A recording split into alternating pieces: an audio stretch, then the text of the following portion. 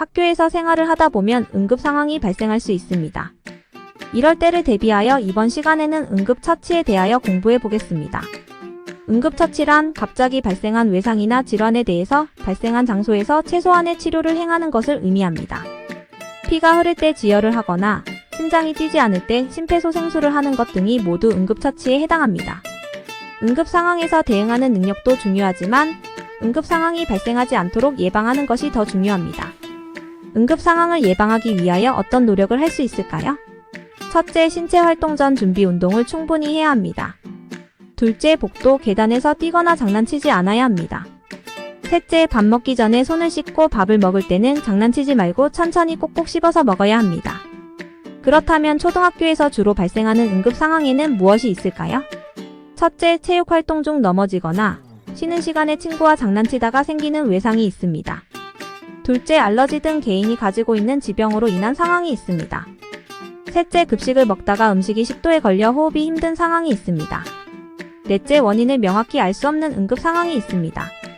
이런 응급 상황이 발생했을 때 어떻게 대처해야 할까요? 첫째, 놀라거나 당황하지 말고 침착해야 합니다. 둘째, 곧바로 담임 선생님께 응급 상황을 알려야 합니다.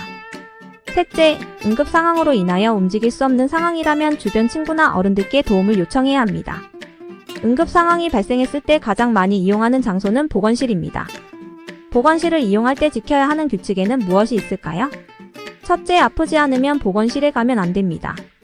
보건실은 아픈 학생들을 위한 공간입니다. 아프지 않은 학생들이 보건실을 이용한다면 아픈 학생들이 필요할 때 보건실을 이용하지 못할 수도 있습니다. 따라서 꾀병으로 보건실에 누워있거나 수업이 지루하다고 아프지 않은데 수업 시간에 보건실에 간다고 하면 안 됩니다. 둘째, 정말 급한 응급 상황이 아니라면 보건실에 가기 전에 담임 선생님께 보건실에 간다고 말씀을 드리고 갑니다. 셋째, 보건실에 들어가기 전에는 노크를 하고 들어갑니다. 넷째, 보건 선생님께 예의 바르게 행동하고 자신의 증상이 무엇이고 언제 어떻게 아프게 되었는지를 최대한 구체적으로 설명합니다.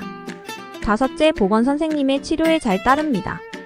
여섯째, 치료 후에는 다른 곳으로 가지 말고 곧장 교실로 돌아옵니다. 그리고 담임 선생님께 치료 결과를 말씀드립니다. 이상으로 응급처치 교육을 마칩니다. 오늘 배운 내용을 바탕으로 응급 상황을 예방하고 응급 상황이 발생했을 때 잘 대처하기 바랍니다.